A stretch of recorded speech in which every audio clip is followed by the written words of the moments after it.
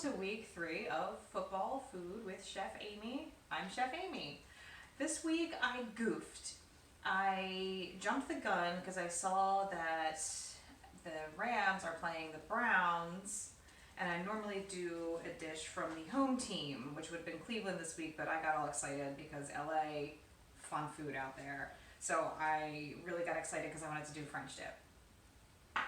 So this week we are going to do French dip, or we'll get back to Cleveland when they're in the playoffs. Not. So, anyways, French dip. Who knew what a contested dish that is? There are 2 places in Los Angeles who claim to have invented it, and I guess depending on who you ask, there's schools of thought on how it originated, and it's anywhere from a police officer or a fireman went in to get a sandwich, and the chef accidentally dropped the sandwich in the jus from the roast beef, and the guy was like, "It's all right, I'm in a hurry," and he went back and he took it back to the station, and he tried it and he really liked it, and all his friends liked it, he sent it back for it. That's kind of the most popular theory, I think, but then there's other stories going around, like there's a guy who didn't want to waste the pan dripping, so he dipped the bread in it, or a guy came in and said that his teeth were sore, so the chef dipped the bread in the jus so that the bread would be soft for the guy. So there's all kinds of different, stories of how and why the sandwich came about, but we are certainly glad it did. So what is a French dip? French dip is a sandwich. It is a wet sandwich. There are people who don't like them. Fine. And it just consists of a bottom round roast. This is a lot smaller than what they would use in a restaurant. This is about just under 3 pounds. It's bottom round. The bottom round comes from the hind leg of the cow, and it's kind of you want to cook it like lowish and slow. So we're going to cook this at 325 for about maybe 90 minutes or so. Not even. We'll check it after about maybe an hour and 10 minutes just to see what the temperature is going to be. I want the temperature to be about 135 degrees when I take it out of the oven. And then we're going to let it carry over, cook a little bit to like maybe 145 or so, and then that way it'll be a good medium rare, and we're going to slice it really thin. We're going to put it on a nice steak roll, and then we're going to take that steak roll and we're going to dip it in a combination of the pan drippings that come off of this beauty here and some beef stock. So what have I done to this roast?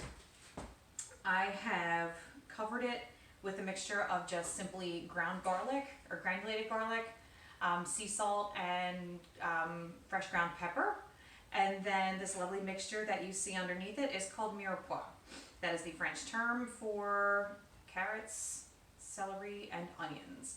The mixture is half onion and then 1/4 of carrots and 1/4 of celery. So this is 3 ounces of onion and then 1.5 ounces each of carrot and celery. How big is that roast, you said? This is just shy of 3 pounds. Okay. And I figure, it's just us here, it's just our little family, so this will be, perfect for us. We're also going to dress up our dish with some beet pickled eggs, because that is a traditional accompaniment to a French dip sandwich out in Los Angeles. Right now I've got the oven at 325. It's gonna, like I said, it's a lower temperature than I usually cook a roast, but we're gonna give that a shot. I have this cooking. It's gonna be fat side down. There's a little layer of fat underneath it, and I'm gonna touch it with my bare hand. And what's gonna happen is that fat's gonna render down, and it's gonna just kind of make some really nice pan drippings and some good flavor for us to add to the stock at the end for us to dip our bread in. All right, so we're gonna pop this guy on into the oven. Like I said, it's a 325, and I do need to make a quick correction. It's going to be closer to an hour. You wanna go about 20 minutes per pound, and this is just shy of 3 pounds. So we're gonna check this in about maybe 45, 50-ish minutes and see what the internal temperature is. I'm gonna go ahead and pop this in. We want it to be nice and rare. Not raw, but rare. So Sunday night's games. Game. All right, so Sunday night's game. You're going to want to start Nick Chubb.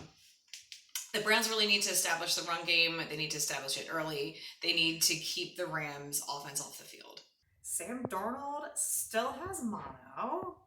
It's the make out bandit, Oh that my guy. gosh. Like, what? Who gets mono? Drew Brees is hurt. Ben Roethlisberger is hurt. Cam Newton is hurt. Like, what is happening? It's nuts. It's nuts. It's only week 3. See, luckily those guys aren't on our fantasy teams, though. All right, Yeah, wait, what? Yeah, more. Yeah. All right, we're back. It's been about an hour, and we're gonna check the roast. And right now, I've got some beef stock simmering on my burner here. And what we're gonna do is we're gonna deglaze our pan once we take the roast out, and then we're gonna add the juices and stuff from the pan into the stock, and we're gonna let that reduce a little bit. And that's gonna be our au jus, the jus in the au jus. All right, so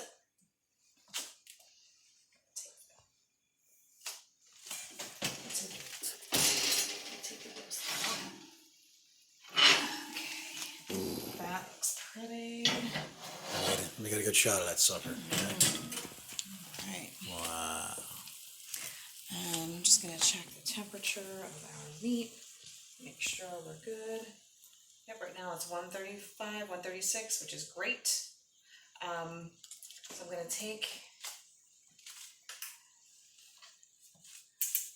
to take the roast off of that pan, remove the crumbs from it, and I'm going to pop it onto this. All right, so we're taking this guy out, and I'm just going to cover it up with some foil for now. I'm going to tent it. I'm going to give it a little foil yurt, if you will. I'm just going to cover it up there. You may be asking yourself, why does Amy have a cutting board set up inside a sheet pan? We'll get to that later. Move this just over here. Get it out of our way. And we are going to deglaze this here pan, just with some water. And then we're gonna add it to the stock. So I've got about 2/3 cup of water here. I'm just gonna pour it until I think it's gonna work there. That looks actually pretty good. So yeah. Stock is made basically just from beef bones and aromatics, and mirepoix, carrot, celery, onion, and water. And it's the bones are caramelized, they're browned, and then they're simmered in water for a very long time until you get this beautiful, beautiful brown substance. I'm just kind of releasing all of the stuff from the bottom of our pan. And so if you can see, we've got, So all the gunk that was in the bottom, all the stuff that's on the you're bottom using of the the pan is water to coming get up. to liquefy that gunk. Yes, and that process is called deglazing. So when you pour cold liquid onto a pan that has been cooking, that is deglazed, and it just kind of brings up all of the deliciousness, Flavor. all of the flavor. All right. So I'm just gonna remove all of these chunks from the deglazed liquid here. I'm just gonna pour it or dump it into my measuring cup because we don't necessarily need all of this in the jus, but we do need all this extra added yumminess. We're gonna just add this liquid into that liquid. I'm gonna bring that down a little bit. All right, and what we want to do here is we're just going to reduce this maybe by about 1/3 to 1/2 of what's currently in the pan. And then this is going to be what we're going to dip our French dip bread in. So our liquid is about to, or our jus, I should say, is about to finish reducing. I'm going to now start slicing down the beef. And what I've done here is I've set up a cutting board on top of a sheet pan. And the reason I did that is because there's going to be a lot of juices coming out of the roast, and this just kind of helps you save time and energy of, wiping down your counters. the sheet pan is gonna catch everything for you. I've also secured the sheet pan underneath it with a damp paper towel, so that it's not gonna slide around on me while I'm slicing the meat. So we're gonna take off our tent. This looks beautiful, it smells incredible. So while we're slicing this down, we can talk a little bit. We wanna slice this nice and thin, and you wanna make sure you have a nice, sharp knife. That's a nice knife you have It's there. a very nice knife. I got this as a graduation gift when I finished culinary school. So we're gonna slice this guy nice and thin. Oh, that's a little too thin. And you can see it's still nice and pink in the middle here. So while I'm doing this real quick, we'll talk about starts and sits for the week. Definitely want to start my fella, Emmanuel Sanders. He's had 20 targets so far this year. They're going to be playing from behind. They're going to be playing the Packers. So, you know, he's going to be catching the ball like crazy this week. I would sit Joe Mixon versus Buffalo. Buffalo's coming out of nowhere this year, doing really well. Who would have thought? But I wouldn't start him this week. And then a really good like sleeper, sneaky play. You're not going to believe this. You're sitting down Randall Cobb. Randall Cobb. He's not on the Packers anymore. And He's on the he's Cowboys. on the Cowboys. And who are they playing? They are playing the Dolphins, and the Dolphins what, Pat? They stink. They're not good. They're bad. They're not good at all. So I think that he's going to be a really good sneaky sleeper play. If you've got him, you know, if you drafted him, you know, as like a gag or something, and he's on your bench, yeah, go ahead and start him this week. He's going to be great. Because Mike Gallup is out, and Cobb is, you know, the next receiver in line behind him. So those are my starts and sits for the week. I'm going to keep slicing this guy down, and we'll come back and we'll dip some bread in some au jus, and we'll have some pickled eggs, and it's going to be awesome. We're ready to dip our bread. So I've got a nice steak roll here. We're just going to single dip, I think, and go from there.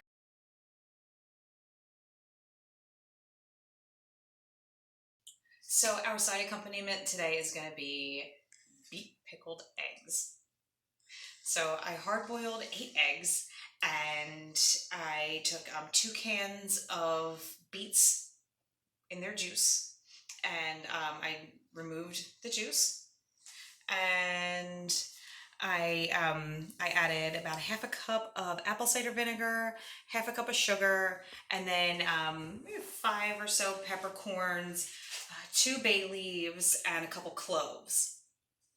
You bring that up to a boil until the sugar dissolves, and then you pour it over top of your eggs. And I actually left some of the beet slices in there too, so that we can have pickled beets and pickled eggs. And these have been sitting for about 24 hours, a little more. So when they come out of this, of the pickling liquid, they're gonna have a really pretty like beet purple red color. So I'm gonna take them out. I'm gonna take a couple out and dry them off, and I'll get them sliced up, and I'll get our sandwiches put together. All right, so our pickled eggs are sliced down, and we are ready to put our sandwich together. So I'm just gonna take a few slices of our delicious roast beef. Oh yeah, all right. And I'm gonna put some Swiss cheese on here. All right, and we decided we're gonna go halfsies on this single dipped sandwich. So I'm gonna cut it in half very carefully. All right.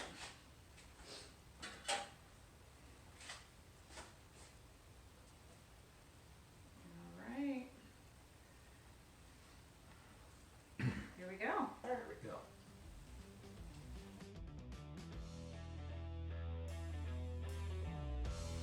Beef nice and tender.